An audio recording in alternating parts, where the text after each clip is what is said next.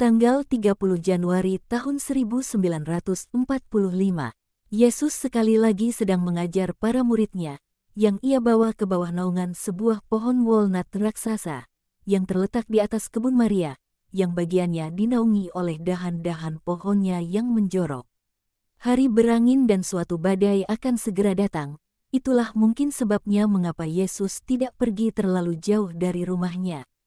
Maria datang dan pergi dari kebun ke rumah, dan setiap kali ia menengok dan tersenyum pada Yesusnya, yang duduk di atas rerumputan dekat batang pohon.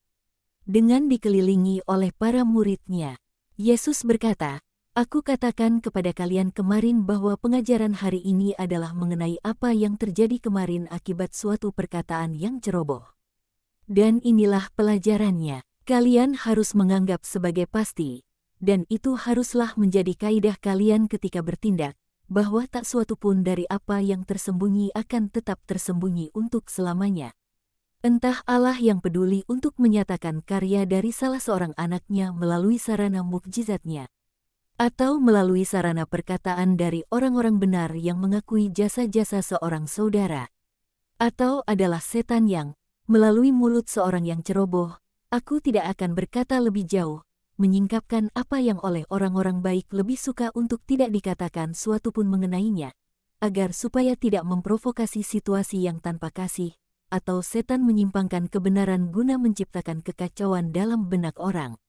Oleh karenanya saatnya akan selalu tiba ketika hal-hal yang tersembunyi dinyatakan. Kalian harus selalu menanamkan itu dalam benak kalian, dan kiranya itu mengekangmu dari melakukan yang jahat, akan tetapi tanpa mendorong untuk mengekangmu dari melakukan yang baik. Betapa sering orang bertindak demi kebaikan, kebaikan yang sesungguhnya, tapi kebaikan manusiawi. Dan perbuatan yang demikian adalah manusiawi, yakni tujuannya tidak sempurna. Orang ingin dikenal orang dan orang khawatir apabila tidak melakukannya. Berbuatlah baik dan serahkan itu kepada Allah yang kekal.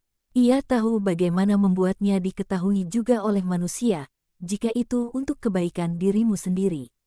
Jika sebaliknya itu akan menghalangi perbuatan-perbuatan benarmu, karena membuatmu sombong dalam kepuasan, maka Bapa akan menyimpannya sebagai rahasia, dan akan memberimu kemuliaan di sorga dan di hadapan segenap bala tentara surgawi. Dan jangan pernah menghakimi suatu perbuatan dari tampilannya. Jangan pernah mendakwa seseorang, sebab perbuatan-perbuatan manusia terkadang kelihatan jahat dan meski begitu tersembunyi alasan-alasan lain di baliknya. Seorang ayah, misalnya, bisa saja mengatakan kepada anaknya yang malas dan rakus, "Enyahlah," yang mungkin tampak kejam dan bertentangan dengan kewajibannya sebagai seorang ayah. Tapi tidak selalu demikian. Enyahlah-nya disertai dengan air mata kepahitan yang lebih banyak dicurahkan oleh sang ayah daripada si anak, dan itu disertai dengan perkataan dan dengan harapan bahwa perkataan itu dapat menjadi kebenaran. Kau akan kembali ketika kau menyesali kemalasanmu. Dan itu juga merupakan suatu perbuatan keadilan bagi anak-anak yang lain, sebab mencegah seorang rakus dari melahap juga apa yang menjadi milik yang lain. Sebaliknya, perkataan itu jahat apabila perkataan itu diucapkan oleh seorang ayah yang dirinya sendiri bersalah terhadap Allah dan anak-anaknya sendiri, sebab dalam cinta dirinya dia menganggap dirinya lebih tinggi dari Allah dan beranggapan dia punya hak juga atas jiwa anaknya. Tidak, roh adalah milik Allah dan bahkan Allah tidak melanggar kebebasan suatu jiwa, yang dengan demikian bebas untuk memberikan dirinya sendiri atau tidak. Semua perbuatan tampak identik bagi dunia, dan meski begitu betapa berbedanya satu dari yang lain, yang satu adil, sementara yang lain merupakan perbuatan yang jelas-jelas salah. Karenanya jangan pernah menghakimi siapapun. Petrus kemarin menanyai Yudas, "Siapakah gurumu dulu?"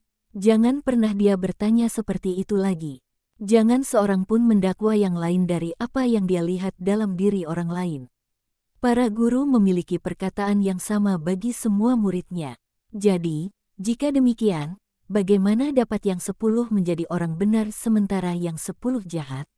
Itu adalah karena tiap-tiap murid menambahkan dari dirinya sendiri apa yang ada dalam hatinya, dan itu mencondongkan skala ke arah yang baik atau ke arah yang jahat. Jadi, bagaimana kemudian sang guru dapat dituduh mengajar salah, jika yang baik yang dia tanamkan dijadikan negatif oleh kejahatan besar yang berkuasa dalam hati orang? Faktor pertama, keberhasilan tergantung pada dirimu. Guru bekerja pada egomu, tapi jika engkau tidak tergerak pada perbaikan, apakah yang dapat dilakukan sang guru? Apakah aku? Dengan sungguh-sungguh aku katakan kepada kalian bahwa tidak akan ada guru yang lebih sabar, lebih bijaksana dan lebih sempurna dari aku. Dan meski demikian, juga terhadap sebagian dari murid-muridku akan dikatakan, siapakah gurunya? Ketika menghakimi, janganlah biarkan dirimu dikuasai oleh alasan-alasan pribadi.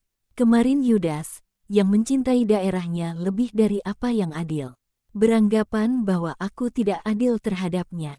Manusia seringkali tunduk pada unsur-unsur yang tak dapat diperhitungkan seperti itu, misalnya cinta kepada tanah airnya, atau keterikatan pada satu gagasan, dan seperti seekor burung pekakak yang kehilangan arah, dia menyimpang dari tujuannya. Allah adalah tujuan, adalah penting untuk melihat segala sesuatu dalam Allah, melihat dengan benar, tanpa menempatkan diri atau sesuatu yang lain di atas Allah. Dan jika orang melakukan suatu kesalahan, Petrus, dan kalian semua, janganlah tidak bertoleransi. Apakah kau sungguh tidak pernah melakukan kesalahan yang akan begitu menyakitkanmu apabila itu dilakukan oleh orang lain? Apakah kau yakin? Dan andai kau tidak pernah melakukannya, apakah yang harus kau lakukan? Bersyukur kepada Allah dan tidak yang lainnya, dan berjaga-jagalah dengan seksama, dan tanpa henti, supaya esok hari kau tidak akan jatuh ke dalam apa yang sejauh ini telah dihindari. Lihat, langit hari ini gelap sebab hujan es yang akan segera datang. Dan memandang ke langit, kita katakan, janganlah kita pergi terlalu jauh dari rumah. Baik, jika kita dapat menilai hal-hal yang betapa berbahayanya, adalah bukan apa-apa dibandingkan bahaya kehilangan persahabatan dengan Allah dengan berdosa, mengapakah kita tak dapat membedakan dengan cermat di mana mungkin ada bahaya bagi jiwa kita? Lihatlah, itu bundaku di sana. Dapatkah kalian membayangkan adanya suatu kecondongan kepada yang jahat dalam dirinya? Baik, sebab kasih mendorongnya untuk mengikutiku. Ia akan meninggalkan rumahnya apabila kasihku menghendakinya demikian. Tapi pagi ini, sesudah menanyaiku sekali lagi, sebab ia, guruku, biasa berkata kepadaku, "Nak, biarkan bundamu ada di antara para muridmu. Aku ingin belajar doktrinmu." Ia yang memiliki doktrin itu dalam rahimnya dan bahkan sebelum dalam jiwanya. Sebagai anugerah dari Allah kepada bunda dari inkarnasi sabdanya di masa mendatang, ia mengatakan, "Tapi, putuskanlah apakah aku dapat datang tanpa kehilangan persatuanku dengan Allah, dan tanpa hatiku dicemarkan oleh apa yang ada dalam dunia dan yang kau katakan merasuki dengan bau busuknya, sebab hatiku selalu merindukan hanya Allah. Aku mencari hatiku, dan sejauh aku tahu, aku pikir aku dapat melakukannya, sebab, dan pada tahap ini tanpa diketahuinya, ia memberikan pujian tertinggi kepada dirinya, sebab aku tiada mendapati perbedaan antara damai tak bercela yang aku nikmati sebagai bunga di bait Allah dan damai yang sekarang aku miliki dalam diriku. Sekarang setelah aku menjadi seorang ibu rumah tangga selama lebih dari 30 tahun. Tapi aku adalah seorang hamba yang tak layak yang tidak memahami hal-hal rohani dengan baik dan bahkan apalagi mampu menilainya. Engkau adalah sabda, kebijaksanaan, terang. Dan kiranya engkau menjadi terang bagi bundamu yang malang yang lebih suka tidak bertemu denganmu lagi, daripada tidak bersyukur kepada Allah.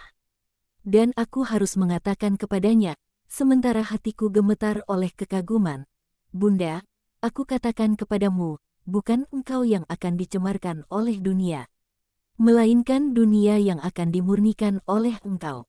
Bundaku, seperti yang baru saja kalian dengar, dapat melihat bahaya hidup dalam dunia, membahayakan juga baginya.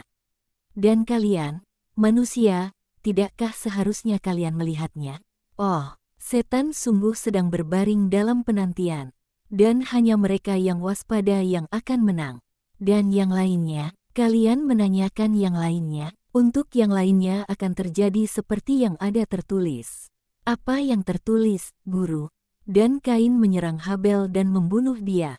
Dan Tuhan berkata kepada Kain, "Di mana adikmu itu? Apakah yang telah kau perbuat terhadapnya?" Darah adikmu itu berteriak kepadaku dari tanah.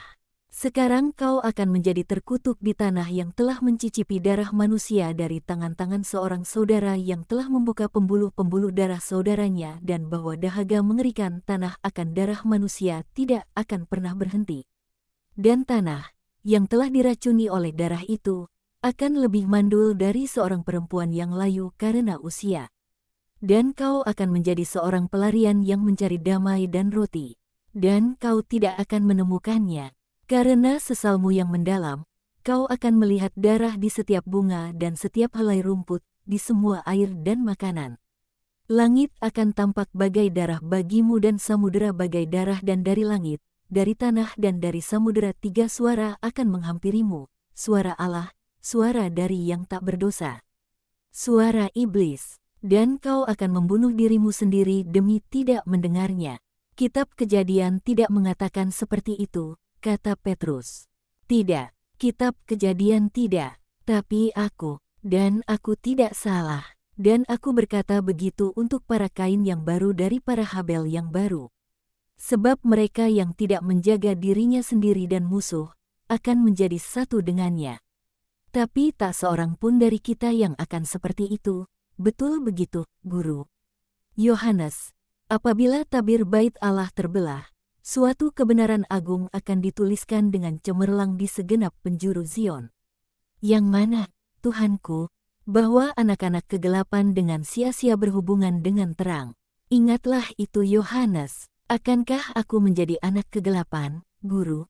Tidak, bukan kau. Tapi ingat itu, untuk menjelaskan kejahatan kepada dunia.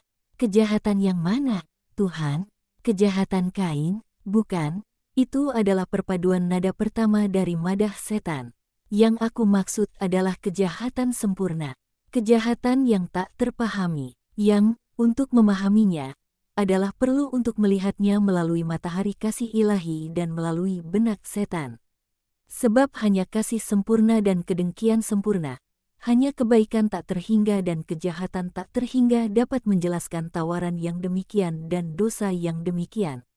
Apakah kalian dengar itu? Setan tampaknya mendengar dan berteriak dalam nafsu untuk melakukannya. Marilah kita pergi sebelum awan memuntahkan halilintar dan hujan batu es. Dan mereka berlari menuruni karang dan melompat masuk ke dalam kebun Maria sementara badai mulai mengamuk.